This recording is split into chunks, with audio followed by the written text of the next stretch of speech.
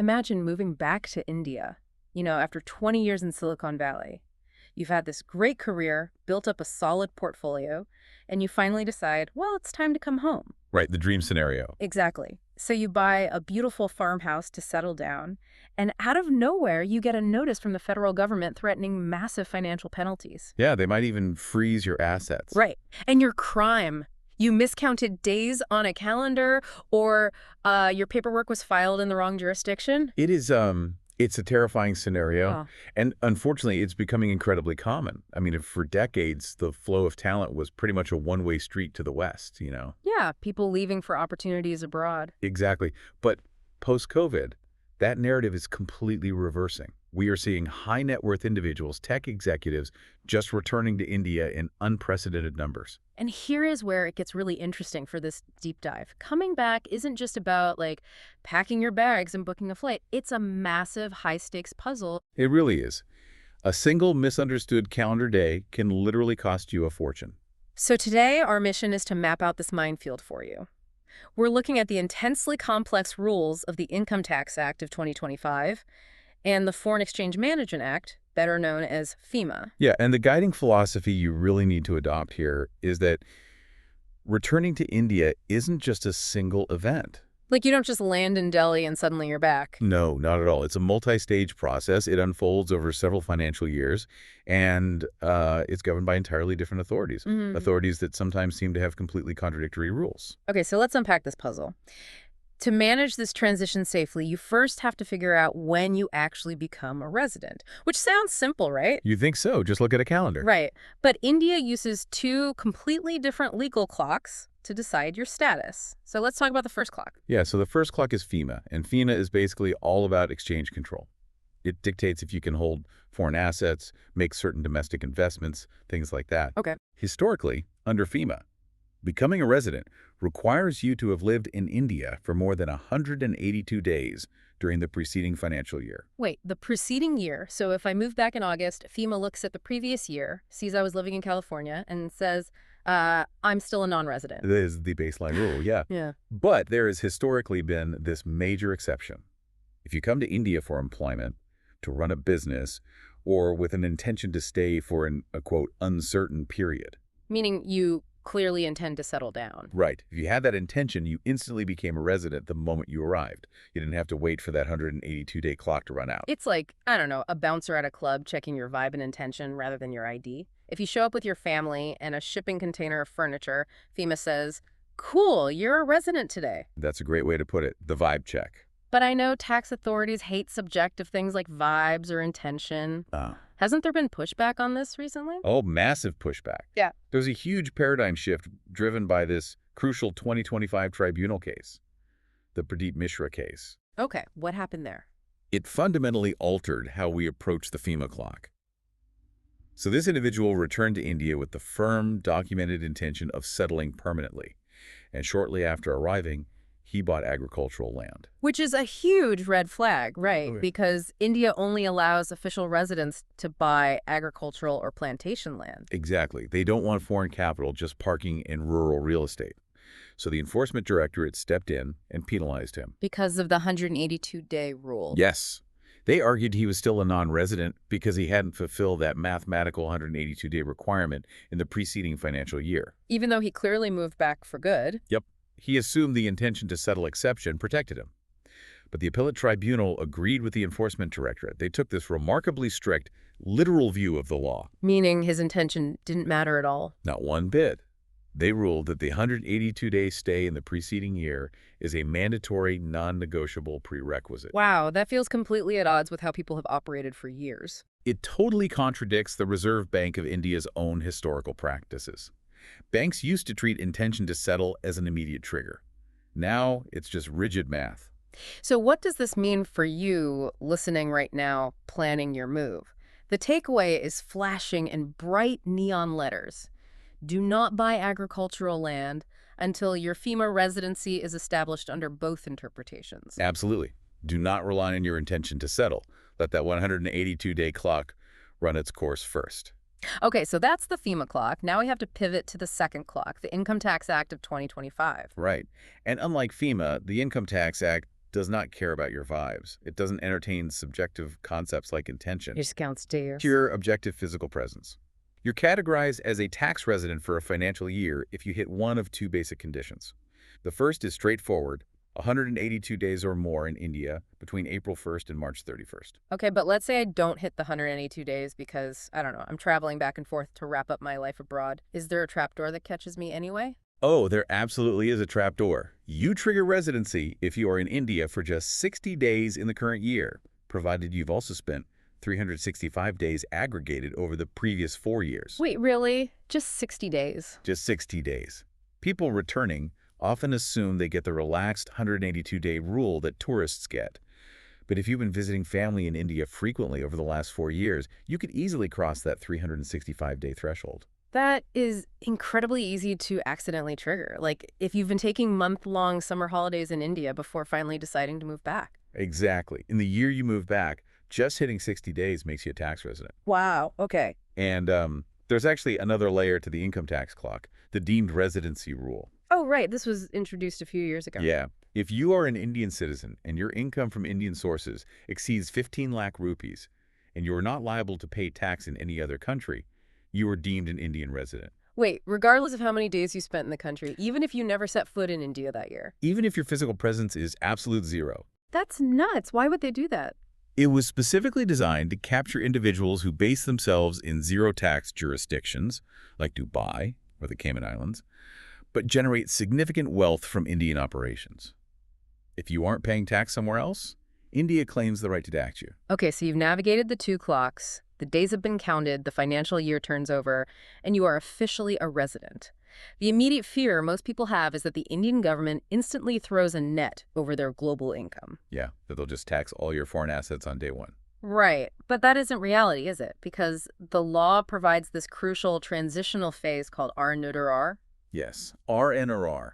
Resident, but not ordinarily resident. I like to look at R&R as like a financial airlock. Imagine you've just stepped out of the vacuum of space being a non-resident and you are inside the spaceship. You're technically on board, but the inner door hasn't opened yet to expose you to the full atmosphere of global taxation. That airlock metaphor is perfect, because to become a full ROR resident, an ordinarily resident, where your global income is taxed, you have to meet additional historical conditions. Which are? You must have been a resident in 2 out of the 10 preceding years, and you must have been in India for 730 days across the 7 preceding years. And since you're just returning, you obviously won't meet those historical conditions. Right, so you get to sit safely in that R&R airlock for a while.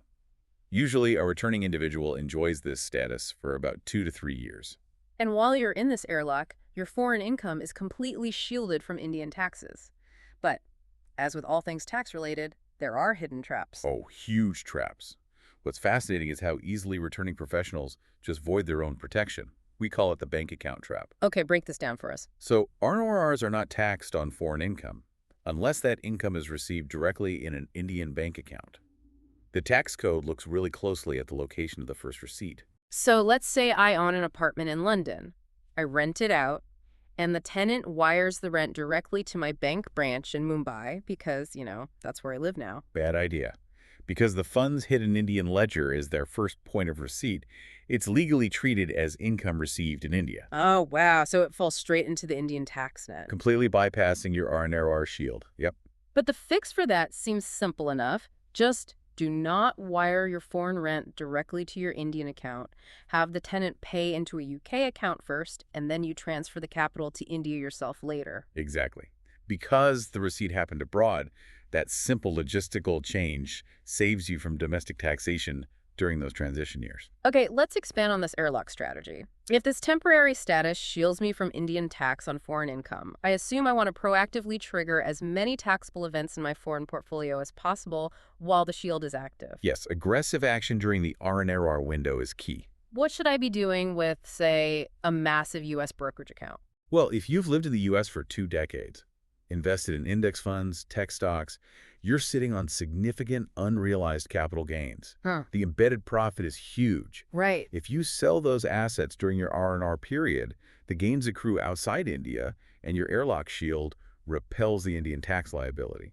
Then You can just immediately repurchase the assets to reset your cost basis. Oh, that's brilliant. But if I get lazy, wait 3 years, become a full resident, and then sell? India taxes the entire historical gain. The entire Decades of compound growth generated entirely while you lived abroad suddenly becomes taxable in India just because you sold it as a full resident. That is brutal. Okay, so you absolutely must sell and reset your cost basis while inside the airlock. But I can't just liquidate a retirement account like a US 401k or a British pension without suffering massive penalties from the host country. And this right here is one of the most severe structural headaches in cross-border taxation.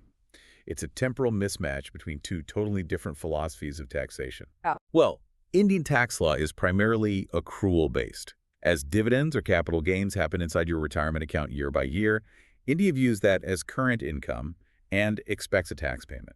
But the U.S. operates on a withdrawal basis for a 401k. They actively shield that money from taxes to incentivize saving, and they won't tax it until you actually retire at age 60 and pull the cash out. Exactly.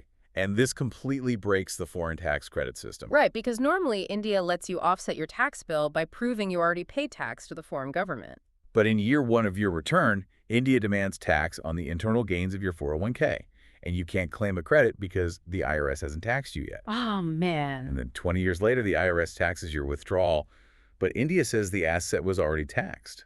So you end up getting taxed twice on the exact same money, just in different decades. How on earth do we fix this mismatch? Well, the government actually recognized this flaw and introduced a mechanism under Section 158 of the Income Tax Act. You can file a specific deferral document, Form 40. Form 40, got it. It's currently available for accounts in notified countries like the US, UK, and Canada. Filing this form tells the Indian government you're electing to defer Indian taxation on that specific retirement account until the year you actually withdraw the money. Which manually syncs the two countries' timelines back up. Exactly, allowing the foreign tax credit to function properly later on. That is a massive lifesaver. Speaking of international mismatches, what happens with foreign real estate? Let's say our Silicon Valley returnee also owned 3 properties in California that they kept as rentals. This is another shock for people. The Indian tax code allows you to declare up to 2 residential properties as self-occupied. If you own a third, it is legally deemed as let-out property. Wait, meaning what? It means India calculates a notional rental value and taxes you on it, even if the property is sitting totally empty. Taxed on imaginary rent. Incredible. Furthermore, when you declare actual rental income from foreign properties, you run into a deduction mismatch. Most foreign jurisdictions allow you to deduct your actual expenses, roof repairs, property management, insurance, before calculating the tax. Right. Normal business expenses. India does not care what your actual expenses were. They provide a flat 30% standard deduction. So if your real expenses ate up 50% of your rent, India only recognizes 30, leading to a much higher taxable base. So you get a severe tax bill. Okay, so eventually the R&R airlock depressurizes. Those 2 or 3 years pass. Now I am a full RR resident, an ordinarily resident. The shield is completely gone. Do I have to liquidate my entire foreign life, sell the London apartment, close the U.S. bank accounts? Thankfully, no.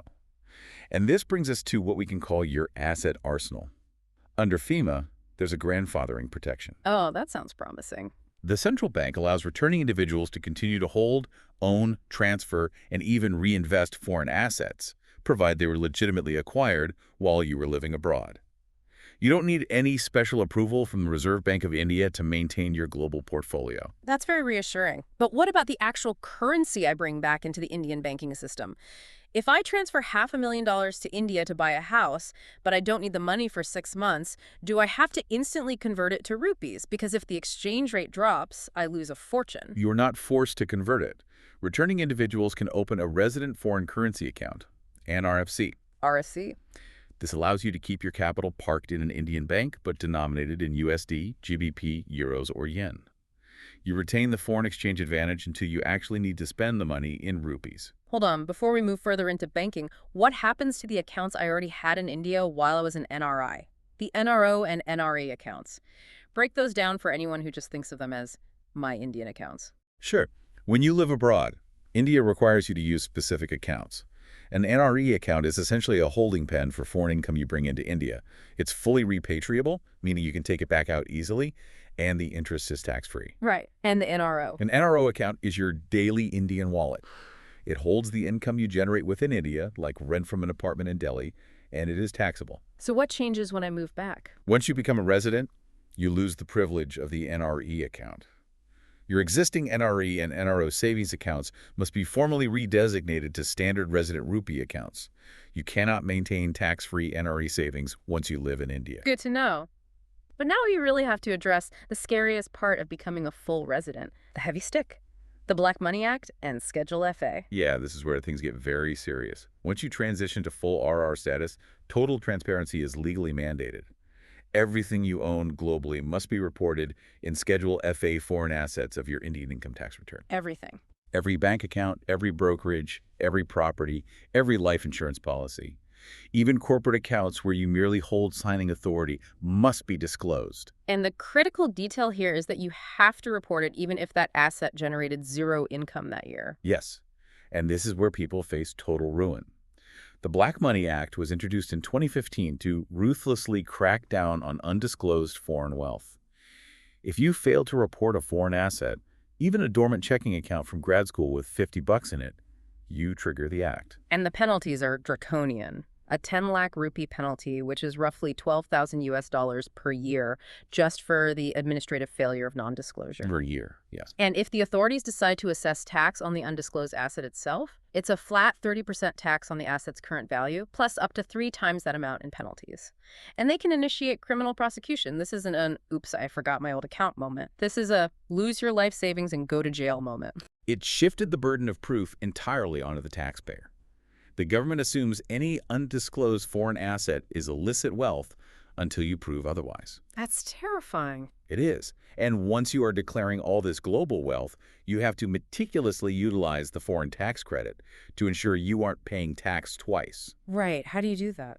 This involves filing Form 44, which is essentially a mathematical proof submitted to the Indian government showing exactly what you earned abroad and exactly what you already paid to the foreign tax authority.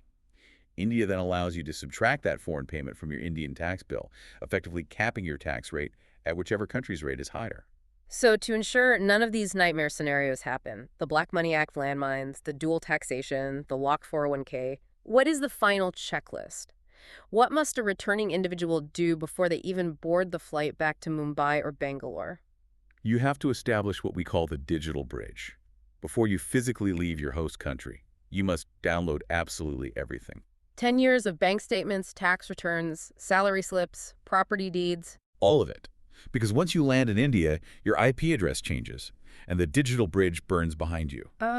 Because foreign banks have strict security protocols. Precisely. We see this constantly. Right. Once they detect an Indian IP address, or once your U.S. cell phone number is deactivated and two-factor authentication fails, you are locked out. And trying to retrieve a 5-year-old tax document while locked out of a banking portal halfway across the world, dealing with a 12-hour time difference? It's a logistical nightmare. Yeah, I can imagine. What about legacy planning? What happens to the estate if the worst happens during this transition? Cross-border estate planning is where the most tragic mistakes occur. Let me give you a concrete example. An individual returns to India but leaves their old U.S. address and their ex-spouse as the nominee on their 401k, assuming their Indian will covers everything. Okay. They pass away. The U.S. financial institution doesn't care about the Indian will. They follow the nominee form on file. So the asset either goes to the ex-spouse or gets seized by the state if the address is a dead end. Yes. And the Indian heirs are forced to hire expensive U.S. probate lawyers to fight an international legal battle. Wow. Your Indian will must explicitly be updated to include all foreign assets. If you maintain a foreign will for your overseas assets, it must be legally aligned with the Indian will to prevent multi-jurisdictional lawsuits among your heirs. Makes sense. You also have to evaluate foreign inheritance taxes. Many countries have very low exemption thresholds and punitive tax rates for non-residents. Establishing trusts or foundations before you return to India might be the only way to protect your family's generational wealth. Okay, let's look at the big picture of what we've covered today. Moving back to India is an intricate multi-year strategy. You are managing 2 different legal clocks between FEMA's exchange control and the Income Tax Act's strict day counting. You have to strategically utilize the R&R airlock to shield your income and reset the cost basis on your investments. You must avoid the massive landmines of the Black Money Act by reporting absolutely every global asset you hold. And you are building your digital bridge, downloading your entire financial life before you even head to the airport. Exactly. The lesson here is that planning beats panic every single time. Couldn't agree more. And, if we connect all these individual mechanisms to the broader global landscape, this raises an important question for you, the listener. We've spent this entire time dissecting how heavily the burden of proof and the burden of proactive reporting falls on you. Right, you have to file the deferral forms, the Schedule FAs, the foreign tax credits. But global tax authorities are aggressively implementing automated, real-time sharing of financial data across borders. Systems like the Common Reporting Standard and FTISA. The era of information silos is basically ending. It is. So we have to ask, how long until these complex self-reporting frameworks become obsolete? And when algorithms automatically reconcile your foreign assets with your domestic tax profile without any input from you, what will that level of total unavoidable global financial surveillance mean for the privacy of the global citizen? A profound question to end on. From a one-way street of migration to a high-stakes puzzle of tax clocks and airlocks, and eventually to a world where there are no shadows left to hide in, even by accident. Thank you for joining us on this deep dive. Keep asking the big questions, and we'll see you next time.